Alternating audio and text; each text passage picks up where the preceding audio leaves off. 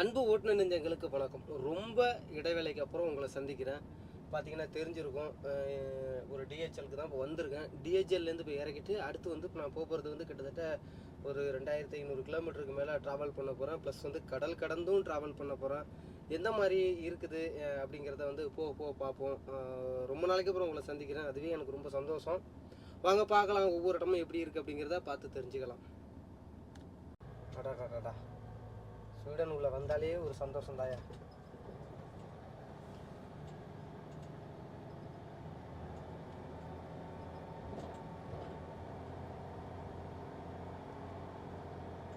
காலையிலே எவ்வளோ டிராஃபிக்கை போட்டு வச்சுருக்காங்க.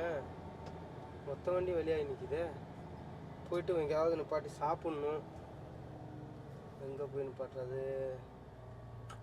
டெலிவரி எவ்வளோ தூரம் இருக்குன்னு பார்ப்போம்.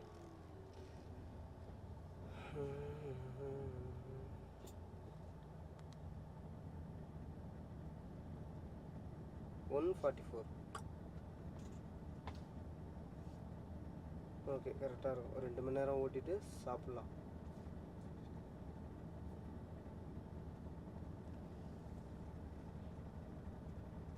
கடற்கரை ஓரங்களில் பார்த்தீங்கன்னா இந்த பறவைகள் அதிகமாக இருக்கும் யூரோப்பில். நம்ம ஊரில் இதை நான் பார்த்ததே இல்லை. நீங்கள் பார்த்தீங்கன்னா தெரியும், நம்ம ஊரில் சின்ன சின்னதாக பறக்கும் ஒன்று ஆலா அப்படின்னு சொல்லுவோம். அதே மாதிரி பார்த்தீங்கன்னா இங்கே பெரிய சைஸாக இருக்குது. அந்த ஃபுட்டுக்காக கடலுக்குள்ளே கரை ஓரங்களில் அப்புறம் இங்கே உள்ளுக்குள்ளேலாம் வருது. இந்த உள்ளுக்குள்ளே தானியங்களுக்காக வருமானம் தெரில. இந்த பசங்க யாரும் டிரைவருங்க போடுவாங்கன்னு நினைக்கிறேன். எதுக்காக அப்படி வந்து நிற்கிதுன்னு தெரில. அப்படியே இந்த ட்ராக்கே தான் சுற்றும். எதுக்கும் பயப்படாது. ஹாய்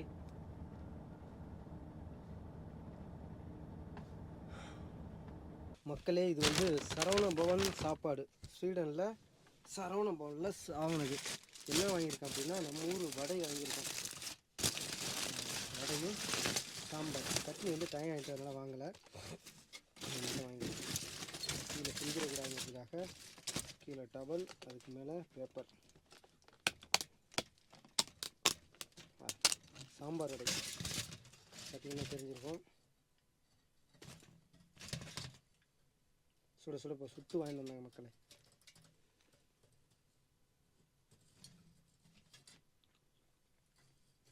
சாம்பார்லாம் நம்ம ஊரில் எப்படி அதே மாதிரி தான். சரணபானம் அடிச்சுக்க முடியாது.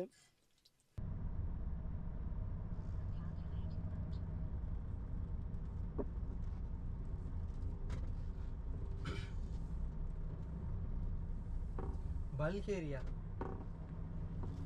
மக்களே, கோத்தம்பர்க்கு நான் எப்போ வந்தாலும், அதாவது ஸ்வீடன் எப்போ வந்தாலும் திங்கக்கிழமை என்ட்ரி ஆகிட்டு வியாழக்கிழமெல்லாம் ஷார்ப்பாக வந்துடுவேன். இன்றைக்கி கொஞ்சம் டிலே ஆகிடுச்சு. கரெக்டாக நான் வர்றதுக்கும் செக்இன் பண்ணி உள்ளே வர்றதுக்கான டைம் கரெக்டாக இருந்துச்சு. அடித்து பிடிச்சி உள்ளே வந்தாச்சு மக்களே. போயிட்டுருக்காரு.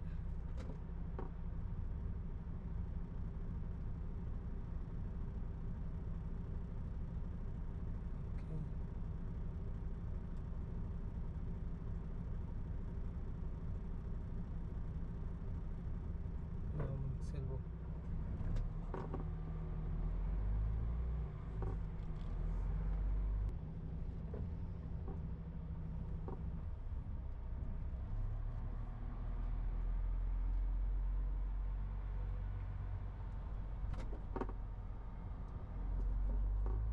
நாம் இப்போ போக வேண்டியது 6வது நம்பர் ட்ராக்கில். அவங்க செக்இன் பண்ணிவிட்டு அவங்க சொன்னாங்க நீங்கள் 6ல் போங்க அப்படின்னாங்க. 6ஆம் நம்பரில் நிற்கிறது எல்லாமே எம்டி. இதுக்கு அடுத்து அசாடஸ் அந்த மாதிரி உள்ள வாகனங்கள் அதெல்லாம் பார்த்திங்கன்னா ட்ராக்காக பிரிக்கிறாங்க. பஸ்ஸு, காரு எல்லாமே டிஃப்ரெண்ட்டாக பிரிக்கிறாங்க. இப்போ நமக்கு கொடுத்துருக்கிறது எம்டியில். இன்னும் எவ்வளோ வண்டி இருக்குன்னு பாருங்கள். யூரோப்பை பொறுத்த வரையும் இம்போர்ட் அண்ட் எக்ஸ்போர்ட் வந்து மெயினாக ரோடு வழியாக தான் அதிகமாக போகுது. அதுலேயும் இந்த மாதிரி ஷிப்பில் வர்ற நாடுகள் பார்த்திங்கன்னா ரொம்ப கம்மி. நம்ம ரோடு வழியாக வந்து திருப்பி மறுபடியும் இங்கே ஷிப்பில் வந்து ஒரு 13 மணி நேரம் 14 மணி நேரம் ட்ராவல் பண்ணி இங்கே வர வேண்டியிருக்கு. இங்கே வந்துட்டு நம்ம லோடெல்லாம் இறக்கிட்டு ரிட்டன் மறுபடியும் நம்ம எம்டியாக தான் இங்கேருந்து நம்ம போக வேண்டிய நாடுகளுக்கு போக வேண்டியிருக்கு. எதனாலனா ஸ்வீடனை பொறுத்த வரையும் இது ஒரு சின்ன நாடு, ஒன்றும் பெரிய அளவுக்குலாம் கிடையாது. இங்கேருந்து இம்போர்ட் அதிகமாக இருக்குது, எக்ஸ்போர்ட் ரொம்ப கம்மி. இங்கே வந்து வர்த்தகம் அப்படிங்கிறது வந்து நம்ம ரோடு வழியாக வந்து திருப்பி கப்பலில் உள்ளே போய் தான் போக வேண்டியா இருக்குது. இந்த ஸ்வீடனை பொறுத்த வரையும் கோத்தம்பர்க்காக இருக்கட்டும், இல்லை ஸ்டாக்ஹோமாக இருக்கட்டும், இல்லை மால்மோவாக இருக்கட்டும், எல்லாமே பார்த்திங்க அப்படின்னாலும் ஒரு தரைவழி மார்க்கம் அப்படிங்கிறது கிடையாது, ஒரு கடல் வழி மார்க்கமாக தான் நம்ம உள்ளே வர வேண்டியிருக்கு. நம்ம அதுக்கப்புறம் உள்ளே வர்றதுக்கான ஃபீஸு அப்படி இப்படின்னு பார்த்தீங்கன்னா கிட்டத்தட்ட ஒரு 700 யூரோவிலேருந்து 800 யூரோ வரையும் வருது. நம்ம எடுக்கிற லைனை பொறுத்திருக்கு, அதாவது லைன் அப்படிங்கிறது வந்து ஷிப்பை பொறுத்திருக்கு. அதை பெரி லைன் சொல்கிறாங்க. இப்போ நம்ம எடுத்துருக்கிறது வந்து ஸ்டனா லைனை பொறுத்த வரையும் ஒரு 800 யூரோ கிட்ட வருது நம்ம வண்டிக்கு. இதை இப்போ அவங்க நோட் பண்ணுறது எம்டி லோடு ரொம்ப வித்தியாசம் இருக்குது. பட்டு ரெண்டுக்கும் ஒரே அமௌண்ட் தான் அப்படின்னு நினைக்கிறேன். அதை பற்றி எனக்கு தெரியல. நான் பெரும்பாலும் இந்த லைனில் வந்து நான் எம்டி தான் எடுத்துக்கிட்டு இருக்கேன். இதே நான் ஜெர்மனிலேருந்து உள்ளே இங்கே ஸ்வீடனுக்கு வரும்போது சின்ன கப்பல் லோடாக தான் நான் வர்றேன். அதுக்கு எவ்வளோ சார்ஜஸ் எடுக்கிறாங்கன்னு இதுவரை நான் செக் பண்ணலை. அடுத்த வீடியோவில் கட்டாயம் நான் அதை செக் பண்ணி பார்த்துட்றேன். நமக்கு இன்னும் டைம் இருக்குது, வெயிட் பண்ணுவோம்.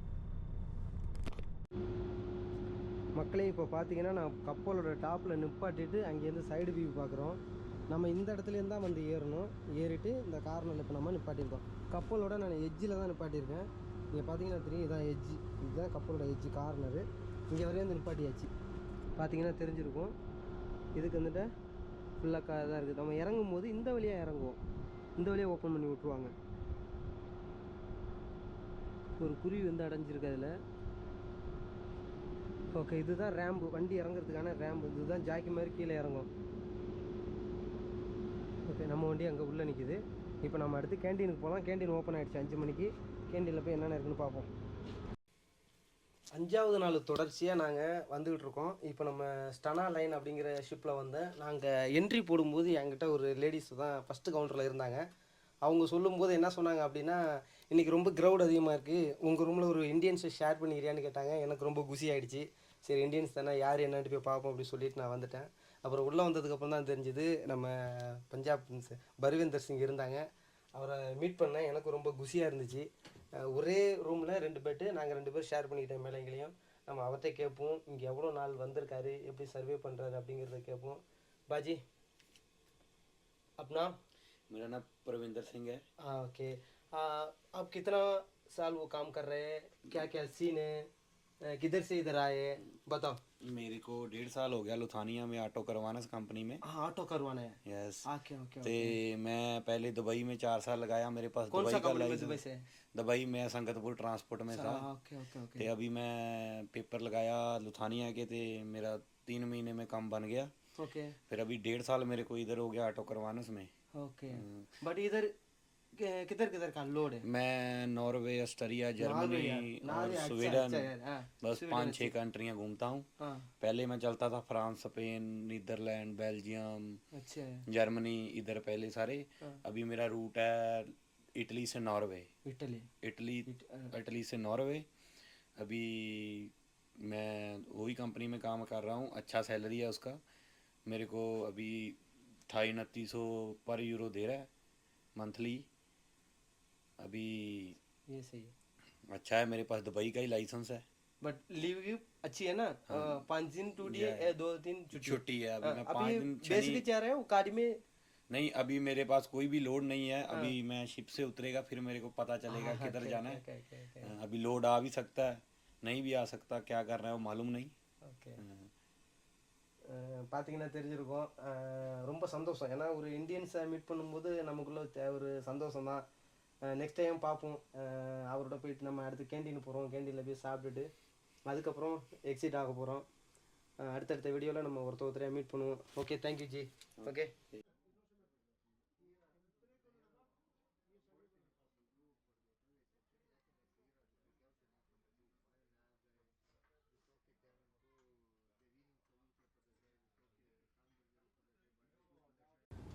நம்ம கிட்டத்தட்ட 1 வாரம் ட்ராவல் பண்ணியிருக்கோம். இதில் நடந்த சுவாரஸ்யங்களை எல்லாம் பாருங்கள்.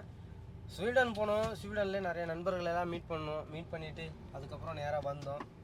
வியாழக்கிழமை அன்னைக்கு நைட்டு வந்து என்னோடய வேலையெல்லாம் முடிச்சுட்டு கோத்தம்பர்கில் வந்து இந்த கப்பலை பிடிச்சேன். ஆக்சுவலாக நான் ஏறினது வந்து மால்மோங்கிற ஒரு இடத்துலேருந்து ஏறினேன். அதுக்கப்புறம் கோத்தம்பர்கில் தான் வந்து ரிட்டன் வந்து ஜெர்மனிக்கான ஹில்லுக்கான ஒரு ரூட்டை வந்து பிடிச்சேன்.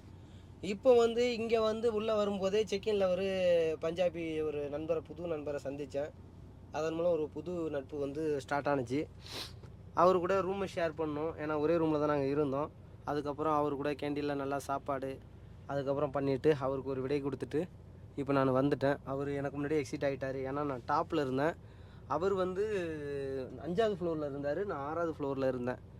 அதுக்கப்புறம் அவர் இறங்கி போயிட்டார். இப்போ தான் நான் லாஸ்ட்டாக இறங்கி வரேன். எனக்கு பின்னாடி ஒரு 3 வண்டி என்னமோ தான் நிற்கிதுன்னு நினைக்கிறேன். பார்க்கலாம், அப்படியே போயிட்டுருப்போம். அடுத்து இன்றைக்கான பிளானிங் முடியுது. ஞாயிற்றுக்கிழமை, சனி ஞாயிறு எனக்கு லீவு இந்த வாரம்.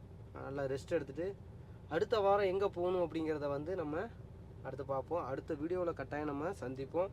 அடுத்தடுத்து வீடியோக்கள் அப்படிங்கிறது கட்டாயம் வந்துக்கிட்டு தான் இருக்கும்.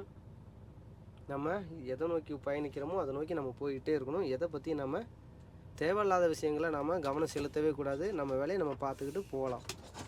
ஓகே, மீண்டும் ஒரு நல்ல வீடியோவில் சந்திக்கிறேன். Bye by.